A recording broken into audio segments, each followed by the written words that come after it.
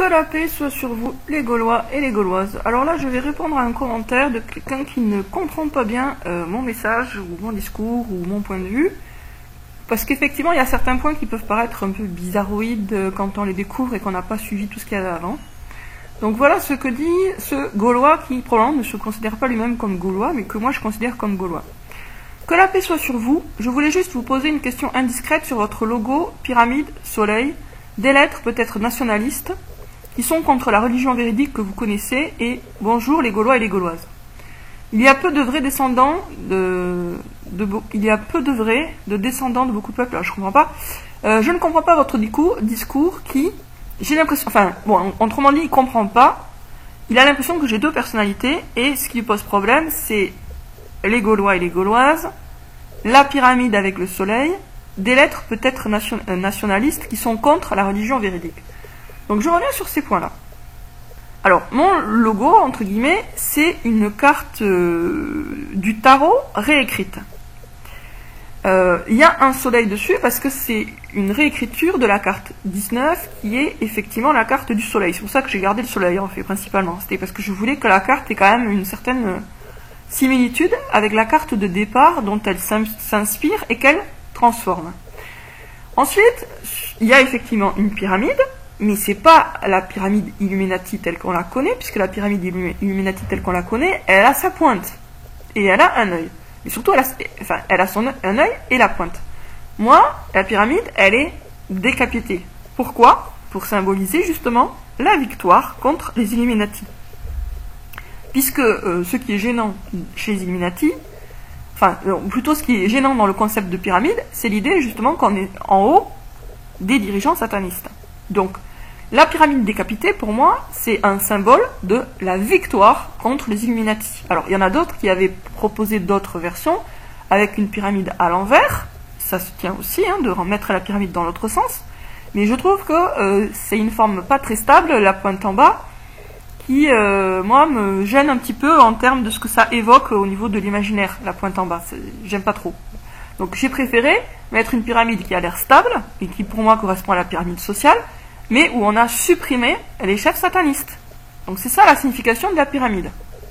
Et comme je vous disais, on a pu d'ailleurs avant proposer d'autres symboliques, soit la pyramide la pointe en bas, ou il y en a aussi qui avaient pensé à faire la pyramide avec l'œil crevé. Mais alors là, pour le symbolique, c'est nul, parce que l'œil crevé, ça évoque le fait d'être aveugle. Donc moi, il était hors de question que je mette un œil crevé dans un symbole qui est censé être positif. Donc il fallait forcément, à mes yeux, que le symbole, l'image, elle évoque quelque chose de positif, rien que quand on la regarde, et pas intellectuellement en se disant oui, mais c'est la pyramide Illuminati, donc c'est bien même que l'œil soit crevé.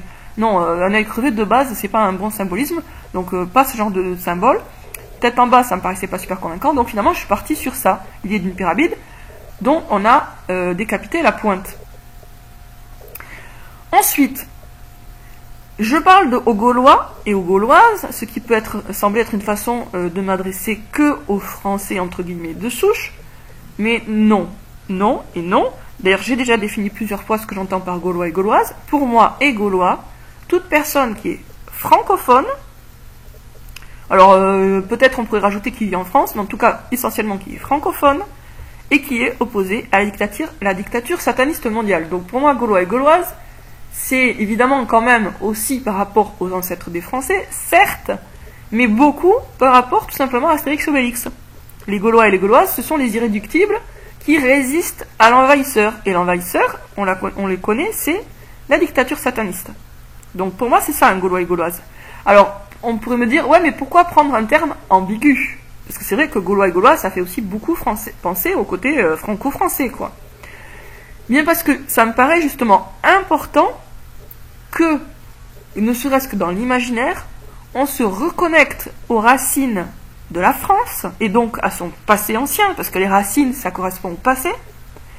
Pourquoi ? Pour y puiser de l'énergie. La dictature sataniste mondiale veut que tout le monde est pour le métissage, mais pas parce que les gens vont comme ça découvrir d'autres cultures, pas du tout.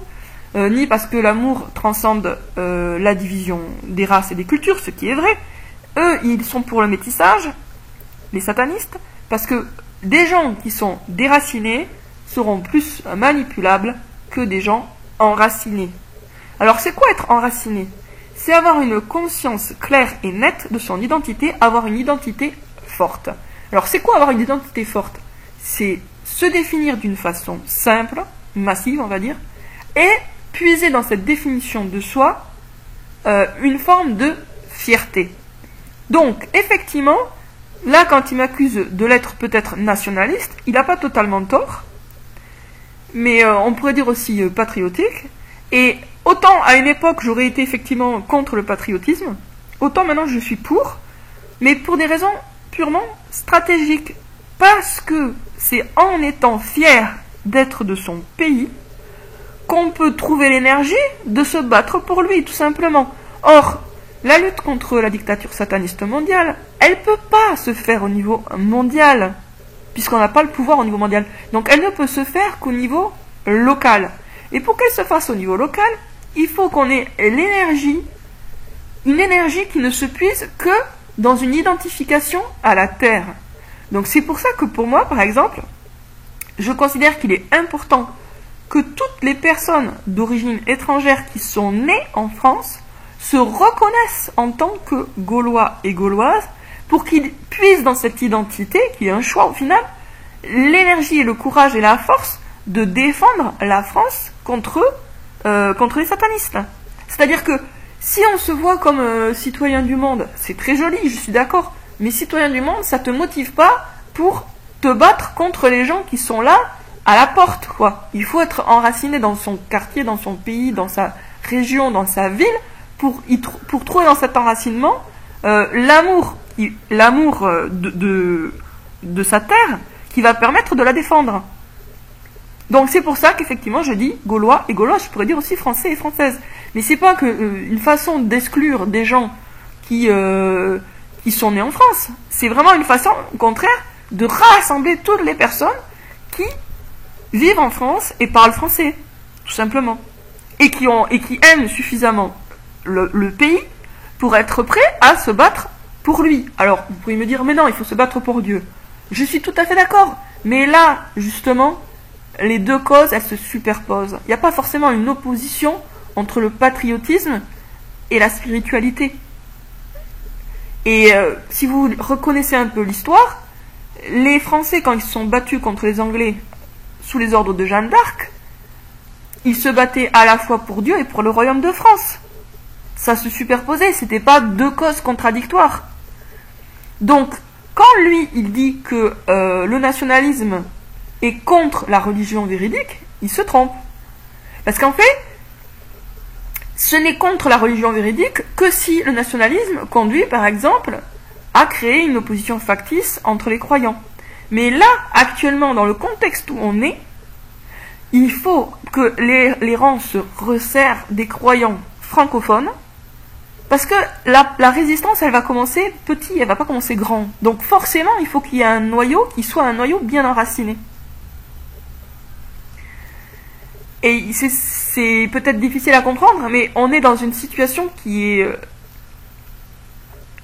qu'on peut, d'une certaine façon, je pense, rapprocher justement de celle qui a été connue par les Français à l'époque de Jeanne d'Arc. L'ennemi était là. La France risquait fort de devenir une simple province de l'Angleterre. Qu'est-ce qui a donné aux Français le courage, l'énergie, la détermination, la foi qui leur a permis de virer les Anglais? C'est Jeanne d'Arc et sa mission divine. Donc en fait, ils ont leur patriotisme à ressusciter au contact d'une envoyée de Dieu.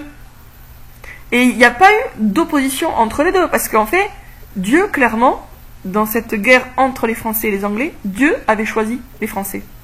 Pas pour supprimer l'Angleterre, hein, mais pour virer les Anglais de France.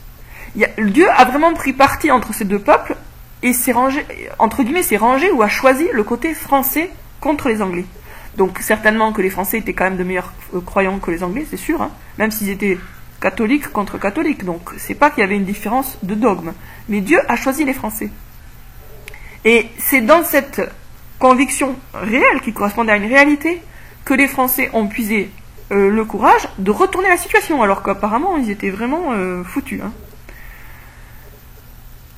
Et ben je pense qu'actuellement on est un peu dans la même situation. Il est important de se reconnecter à ce passé de la France, y compris à ce passé de résistance à l'envahisseur, Astérix et Obélix, mais aussi Jeanne d'Arc, pour être fier de ses racines gauloises, et peu importe si, ben non, mes ancêtres, ils n'étaient pas d'ici, ils étaient d'ailleurs, on s'en fout.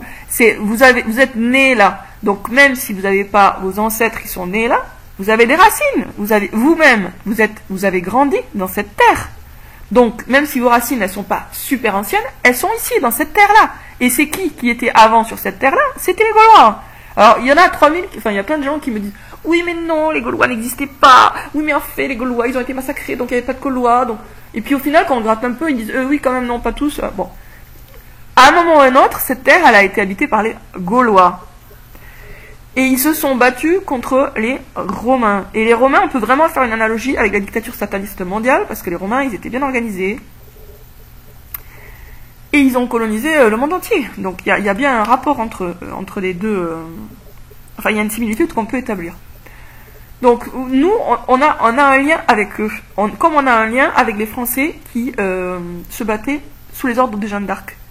Dans les deux cas, c'est une résistance des habitants à un envahisseur qui est pas bon, quoi. Enfin voilà. Donc il faut savoir résister en s'appuyant sur ce qu'on est et d'où on vient. Et si vous venez d'ailleurs, ben oui, bien sûr, vous venez d'ailleurs, mais si vous êtes prêt à vous défendre ici, c'est pas juste au nom de Dieu, c'est aussi parce que vous êtes en France et que voilà, c'est la situation réelle. Donc il faut pas que la théorie occulte les faits. Le patriotisme, c'est tout simplement le fait d'aimer son pays parce qu'on y est né et d'être prêt à le défendre. Voilà, la base même du patriotisme, c'est ça. Après, bien sûr, il y en a chez qui ça vire à l'arrogance ou à l'idée que les autres peuples sont inférieurs, blablabla. Mais c'est pas le sujet. Là, on est dans une situation de toute façon de crise où la question c'est où est-ce qu'on va trouver l'énergie et le courage de se battre. Alors ensuite, dernier point, pour ce qui est de la fleur de lys. Pourquoi j'ai mis une fleur de lys? Alors déjà pour les lettres, hein. Les lettres c'est pas nationaliste en réalité, c'est Bible, Coran. Le B et le C c'est pour Bible, Coran. Et enfin, pourquoi la fleur de lys? Parce que la France a basculé dans le mal au niveau politique avec la Révolution française. Avant, je dis pas que tous les rois étaient parfaits, loin de là, mais ils étaient pas mal intentionnés vis-à-vis de leur peuple.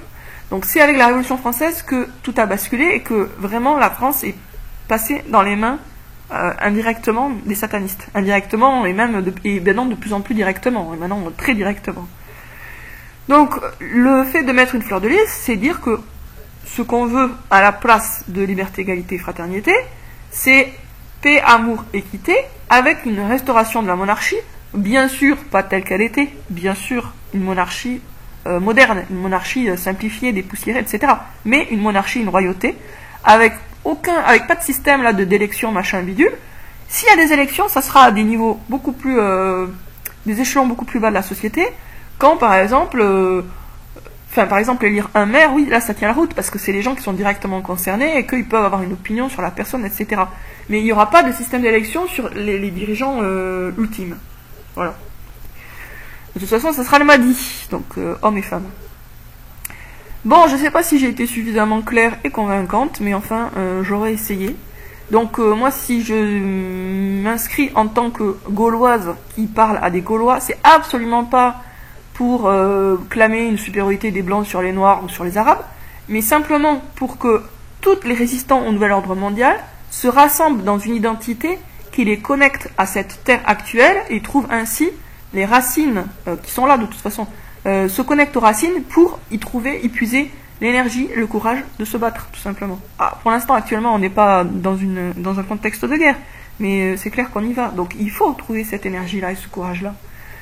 Quand on lit les lettres des résistants qui sont fait fusiller, comment ils signent leur dernière lettre à leur famille, ils font référence au fait qu'ils sont français et chrétiens. Donc en fait, leur identité elle est forte parce que voilà, il y a la foi et puis il y a le pays, la foi, le pays. Et en fait, on a besoin nous aussi, on n'est pas différents d'eux, on a besoin nous aussi d'avoir les deux éléments foi et pays pour pouvoir passer à l'action. Les citoyens du monde, ça va pour quand on est touriste et qu'on se promène dans le monde entier. Mais là, on n'est pas dans cette situation-là. D'ailleurs, pour être touriste, il faudrait supprimer toutes les lois qui nous entravent dans nos déplacements. Donc, citoyens du monde, ça devient vraiment... ça devient une pure fiction actuellement. Citoyens du monde, alors qu'on n'a même pas le droit d'aller à plus de 20 km de chez soi. Là, on le sent bien qu'on habite où on habite. On se dit avec Internet, ouais, je suis partout. Bah non, tu peux même pas faire 20 km, tu peux même pas dépasser 20 km. Donc pour devenir espérer un jour être citoyen du monde, il faudrait déjà redevenir citoyen et propriétaire de notre pays, la France, vous voyez. C'est-à-dire le jour où on reprend le contrôle de la France, là peut-être on pourra espérer aller se promener ailleurs. Mais là, actuellement, on l'a pas, le contrôle sur notre propre pays. On est des étrangers sur notre propre pays. Tous les gens qui habitent en France, qui sont nés en France, normalement c'est des Français. Mais là, on est traités comme des esclaves, comme des étrangers. Et au pire sens du terme. Donc, en fait, on doit se réapproprier et notre nationalité et notre pays lui-même pour pouvoir espérer un jour aller ailleurs. Donc, la première étape, c'est vraiment de se reconnecter à la France, aux racines françaises, et de se sentir gaulois et gauloises. Bon, je suis pas sûre d'être... voilà, enfin bref, vous avez compris. À très bientôt les amis.